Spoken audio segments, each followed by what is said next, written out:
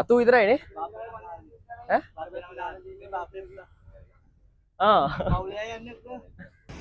මෙයා තමයි මේක පයිද අරරි හම යරිනා අර යරිනා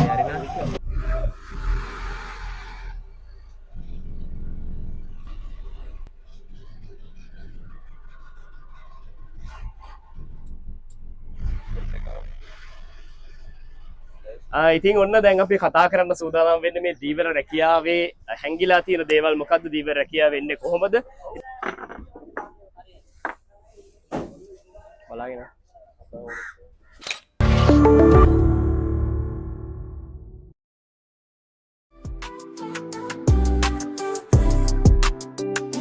I love fishing out on the lake, casting my line, feeling the wake, waiting for a bite, just me and my bait.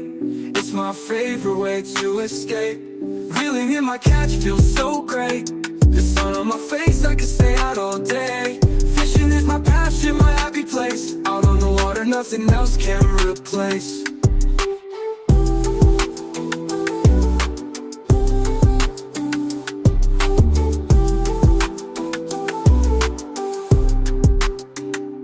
I love fishing out on the lake, casting my line, feeling the wake, waiting for a bite, just me and my bait.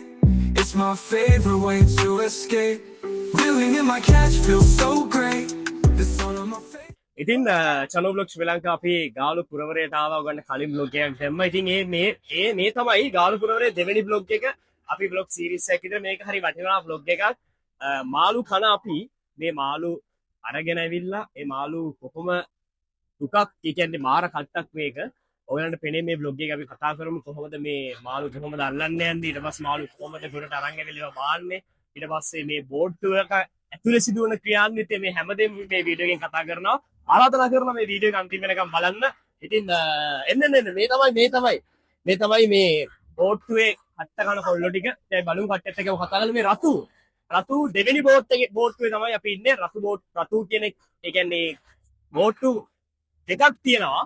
රතු කියලා අපි ඉන්නේ මේ දෙවෙනි බෝට්ටුවේ. මේක ආවේ ඊට සුළු මොහොතකට පෙර. ඒ කියන්නේ දැන් පැයක් විතර ඇති මුහුදු ගිහිල්ලා දවස් 23ක් මුහුදු ඉඳලා මාළු ගොඩාක් එක්ක තමයි ගොඩකෙමට ඇවිල්ලා තියෙන්නේ.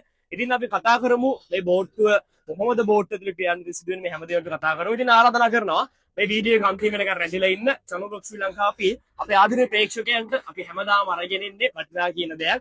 ඉතින් ගාලු පුරවරේ දෙවෙනි බ්ලොග් එකත් එක්ක අන්තිම වෙනකන් එකතු වෙන්න කියලා අපි හැමෝටම ආරාධනා කරනවා. On my face, I could stay out all day. Fishing is my passion, my happy place. Out on the water, nothing else can replace.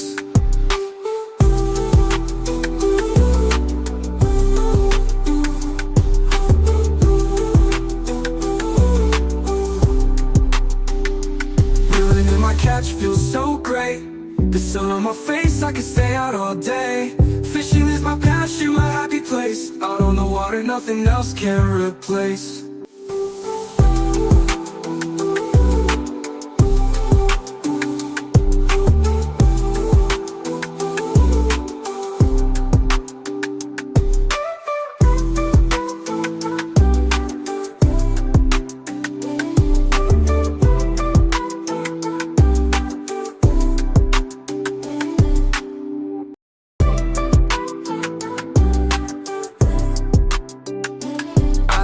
Fishing out on the lake, casting my line, feeling the wake, waiting for a bite, just me and my bait.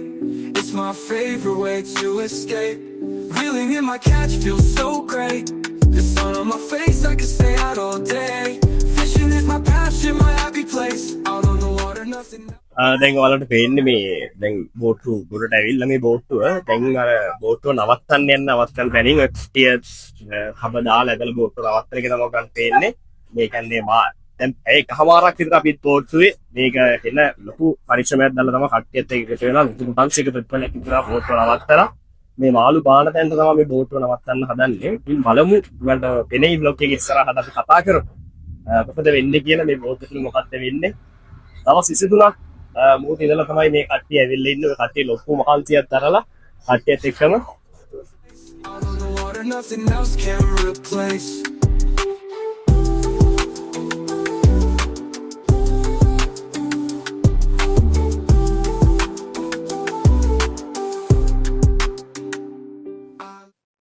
ඉතින් ඔන්න දැන් අපි කතා කරන්න සූදානම් වෙන්නේ මේ දීවර රැකියාවේ හැංගිලා තියෙන දේවල් මොකද්ද දීවර රැකියාව වෙන්නේ කොහොමද? ඉතින් රතු දෙක බෝට්ටුව දැන් මීට සුළු මොහොතකට පෙර තමයි අපි ගොඩබිමට ආවේ. ඉතින් තාවත් මාළු බාන කටයුත්ත පටන් ගත්තේ නැහැ. තාවත් ඒ සඳහා පෙර සූදානම් වෙන්නේ. ඉතින් අපිත් එක්ක එකතු වෙනවා රතු දෙක බෝට්ටුවේ මේ දුක මේ කට්ට කාගෙන නේද? කොහොම හරි අද දවස් 23ක රැකියා දින ගත කරලා මහ මුහුදත් එක්ක හැප්පිලා ලොකු කුණාටුවක් එක්ක ගත කළා දවස් 23ක් ගොඩබිමට ඇවිල්ලා තියෙන රතු දෙක බෝට්ටුවේ සම්දිස. ඉතින් අයිබෝන් සම්දිස. අයිබෝන්. ඉතින් අපි කතා කරමු කොහොමද මේ වැඩේ වෙන්නේ. අපිට මුලින්ම කියන්න ඕනද දවස් 23ක් ගිහිල්ලා ඔයගොල්ලෝ අපිට ලොකු කුණාටුවකට අහුණා. දවස් කීයක් ඒ කුණාටුව තිබ්බද? ඒ අත්දැකීම් මොන වගේද? ඔව් අපේ හරියටම ගියේ මේ 5 මෙහින් පිටත් උනේ. මේ 5 පිටත් වෙලා යනකොට එච්චර මේ මුහුද රළු ගතියක් තිබ්බේ නැහැ. දියඹට දියත් වෙනකොට ටිකක් මේ රළු වෙන්න ගත්තා. අපි ඇත්තටම දැනන් හිටියේ නෑ මේ රළු වෙයි කියලා. නැත්තම් අපි ගොඩබිම හරහා වෙනම දැනුම් දීම අපිට කරනවා. මේ ඒවත් නැතුව තමයි අපි ගියේ. යනකොට මේ ගිහිල්ලා අපි දවස් 17ක් මේ ඇන්කරේ දාලා දුවන්නේ නැතුව ඇන්කරේ දාලා එකම තැන.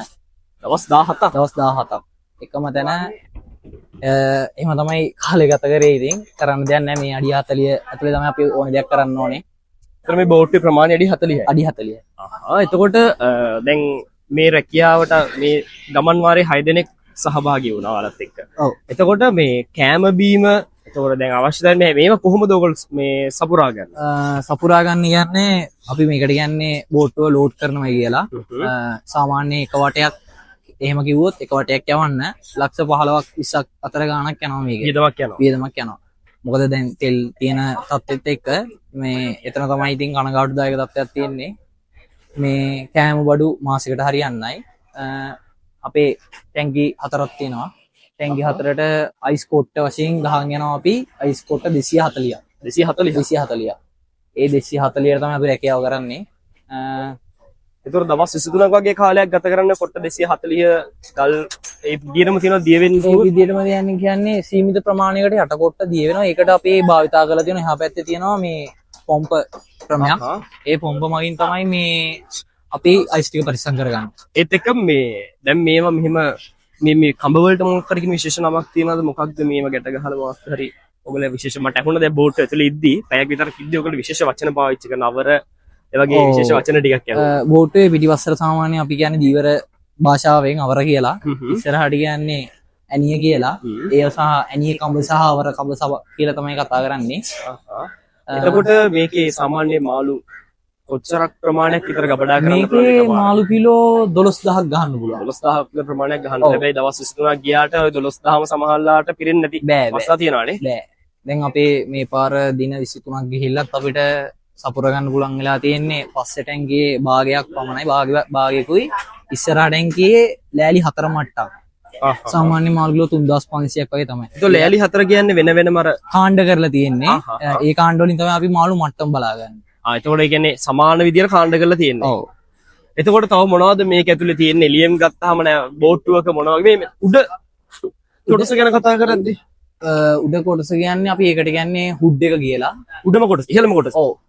ඉහළම කොටස තමයි හුඩ් එක කියන්නේ. සයිලන්සර් එක තියෙනවා. මේ එයාත් එක්ක අපි ගියපු ගමන් ඇත්තටම මොහොතේ මාළු නෑ අල්ලන්න. අපි හොයා ගන්නවා. ඔව්. හොයනවත් එක්කම ඒකටත් දින ගණනාවක් යනවා. ඒකත් එක්ක තමයි අපි උඩේ ඉඳලා තමයි සියලු දේ නිරීක්ෂණය කරලා අපිට අවශ්‍ය කෑල්ල කියලා තමයි ඒකට කියන්නේ. ඒක සාමාන්‍යයෙන් ඔය කඹ රොදක් වෙන්න පුළුවන්. බෝල අර තියෙන ඉස්සරහා බෝල. ඒ වගේ එක්ක හොයලා ඒව යටට තමයි මාළු හේ වෙලා ඉන්නේ. ඒ කියන්නේ මාළු මැදිහත් වෙලා ඉන්නේ කාණ්ඩ වශයෙන්. ඒකේ අපිට කොතරම්ද කියලා කියන්න බෑ බහැලා බලනකොට. අපි ඒව තමයි සාමාන්‍යයෙන් අපේ ස්කීපර් මහත්තයා තාත්තමගේ එයා නිරීක්ෂණය කරලා කියනවා මේක හරි. එපාර අපේ දිහේ බහින පුද්ගලෙක් ඉන්නවා. එයා බහැලා කියනවා මෙච්චර මාළු ඉන්න මෙච්චර ප්‍රමාණයක් ඉන්නවා. මේක වට කරමු කිව්වෙන් පස්සේ අපි උදේ 5ට විතර නැගිටලා අපේ රාජකාරී ටිකක් තියෙනවා. දැල මේ පතර ගහගෙන ස්කීපර් මහත්තයා සමග පහ අපිට හිතන වෙලාවට වට කරන්න බෑ. එක එක වතුර මට්ටම් වතුර පරාස වලට ඒ වල තියෙන පැහැයත් එක්ක එක එක ටයිම් වෙනස් වෙන්න පුළුවන්. සාමාන්‍යයෙන් මේ පාර නම් වට කරේ 5:52කට.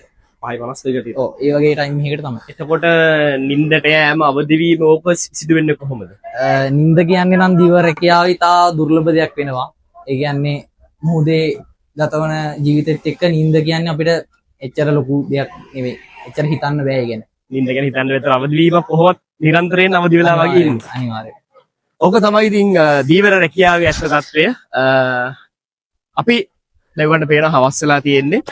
තාම කට්ටිය තාම මාළුබන් පටන් ගත්තේ නැහැ. තාම මේ සඳහා වටපිටාව සකසා ගන්නවා. ඉතින් අපි ඒත් එකම අහන්න අනිත් ප්‍රශ්න තමයි මේකේ ඉන්ධන කොච්චර ප්‍රමාණයක් මේකේ තෙල් ලීටර් වශයෙන් ගත්තොත් දැනට අපේ ලීටර් 3000ක් තියෙනවා. 3000ක එන්ජිමක් තමයි තියෙන්නේ. 3000ක ලීටර් ටැංකි තියෙනවා. ටැංකියක්. ඔව් ලොකු ටැංකියක් තියෙනවා. ටැංකි කාණ්ඩ දෙකකට තියෙන දෙපැත්ත බැලන්ස් එකට. ඒකට 1500 තියෙනවා. ඔව් එහෙම තමයි තියෙන්නේ. පස්සෙත් තියෙනවා. ඒකට අපි සාමාන්‍යයෙන් ඒ කියන්නේ මුදල් තියෙන ප්‍රමාණයත් එක තමයි බැලන්ස් කරලා අපි තෙල් සාමාන්‍යයෙන් දැන් දවස් 23ක් ගිහින් එන තෙල් ලීටර කීයක් විතර? දැනට අපේ තෙල් ලීටර් 1200ක් වගේ දැනට ඉන්ධන වැය වෙලා තියෙනවා. ඒතර බෝට්ටු ගමනේදී ඔය රැකියාව අතරතුරදී එන්ජිම නවත්තලා තියනවාද? හිම නැවතීමක් වෙනවද? ඔව් අපි සාමාන්‍යයෙන් දිනකට වරක් අනිවාර්යෙන් තාත්තා නම් දිනකට වරක් බලනවා ඔයිල් මට්ටම සහ එන්ජින් එකේ පැතිකඩ සෑමදේම නිරීක්ෂණය කරන්න. මොකද අපි මොහොතේ ඉන්නේ. කවුරුත් නැහැ මොහොතකට. Tamanට මේ බෝට්ටු ඇතුලේ ඉන්න 6 දෙනා විතරයි. අනිවාර්යෙන් අපි එකිනෙකාට උදව් කරගෙන අපි 6 දෙනා තමයි අනිවාර්යෙන්ම නිරත වෙන්න ඕනේ හැම දෙයකටම. හරි. ඉතින් ඕක තමයි මේ දීවර රැකියාවේ පසුබිම. අපි බෝට්ටු ඇතුළට ගිහිල්ලා කතා කරමු. කොහොමද ඇතුලේ වටපිටාව, ඇතුලේ සිස්ටම්ස් කොහොමද තියෙන්නේ, ඇතුලේ කොහොමද ක්‍රියාත්මක වෙන්නේ. එන්ජිම මේ හැමදේම අපි ඇතුළට ගිහින් කතා කරමු. එන්න යන බෝට්ටු ඇතුලේ වටපිටාව ගැන අපිත් එක්ක කතා කරන්න. I love fishing out on the lake, casting my line, feeling the wake, waiting for a bite, just me and my bait. It's my favorite way to escape. Reeling in my catch feels so great. The sun on my face, I can stay out all day. Fishing is my passion, my happy place. Out on the water, nothing else can replace.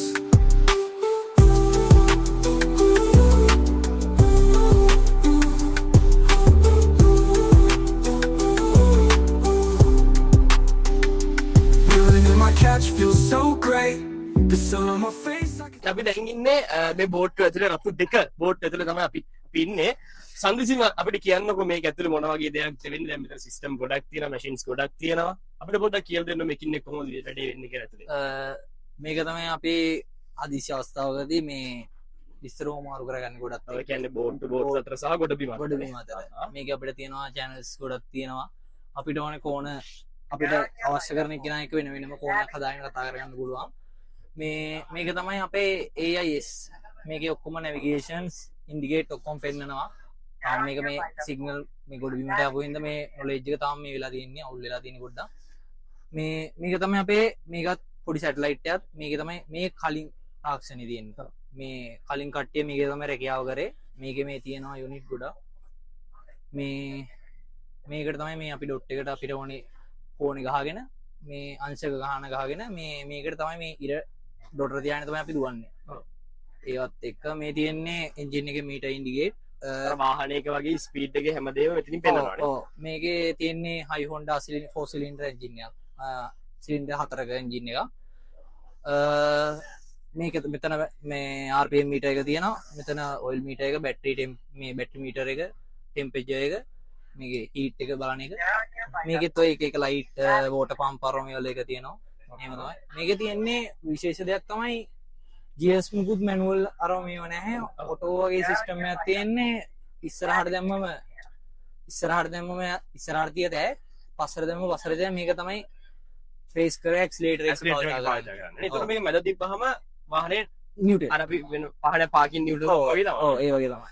ඒතකොට මේක තමයි අපේ මේ වාහනයක wheel එක වගේම තමයි. Wheel එක සුකානම් වගේ පාවිච්චි කරනවා. සුපානම් වගේම තමයි. හැබැයි මේක වෙනසක් තියෙනවා. කැපුවෙන් පස්සේ ආයෙ වීල් එක එන්නේ නැහැ. අතින්ම තමයි අපි මැද්ද බැලන්ස් කරගන්න ඕන. අතින්ම තමයි. ඔව්. එහෙම තමයි කරන්නේ. මේක තමයි අපේ කොම්පාස් එක.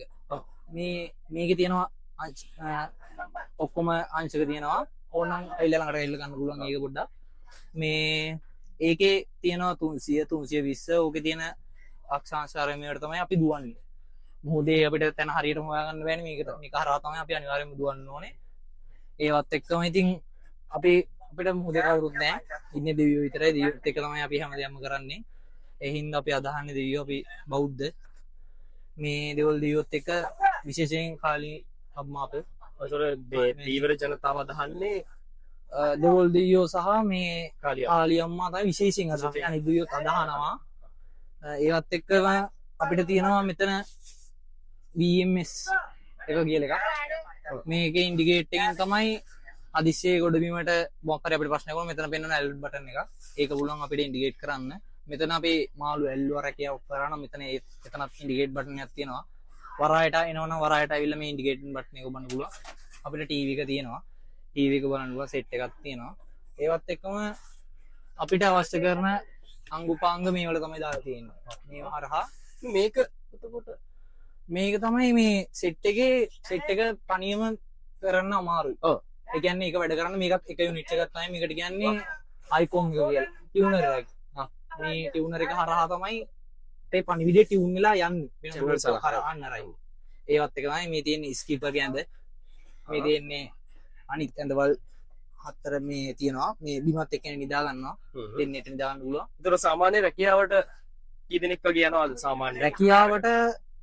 සාමාන්‍ය පොඩි බෝට්ටුවක නම් යන්නේ 6 දෙනයි සමහර ලොකු බෝට්ටු වල 7 දෙනෙක් යනවා මේක ප්‍රේම 6 දෙනා මේ 6 දෙනයි අපි යන්නේ ඒතර මේ රතු කියන බෝට්ටු දෙකක් තියෙනවානේ රතු එක සහ රතු දෙක මේ අපි ඉන්නේ රතු දෙක බෝට්ටුවේ ඒතර රතු එක බෝට්ටුවේ යන්නේ වෙනම කට්ටිය ඔව් වෙන මේ අනිත් බෝට්ටුව යන්නේ වෙනම ස්කීපර් කෙනෙක් කරහා යනවා මේ වෙනම ගෝලියෝ 6 දෙනෙක් ඔව් ඉතින් මේ දැන් අපිත් එක්ක කතා කරන ස්කීපර් කියන වචනේ අපිට ගොඩක් ඇහුණා ස්කීපර් කෙනෙක් කියන්නේ මේ නැවේ හරියට වාහනයක ඩ්‍රයිවර් වගේ අපේ නැවේ කපිත් මේ බෝට්ටුවේ කපිතාන් ඒ කියන්නේ එයා තමයි මේ සියලුම දේ පාලනය කරලා මේ හැමදේම අරන් යන්නේ එයාගේ ඇතේ තමයි මේ සියල්ල තියෙන්නේ නේ.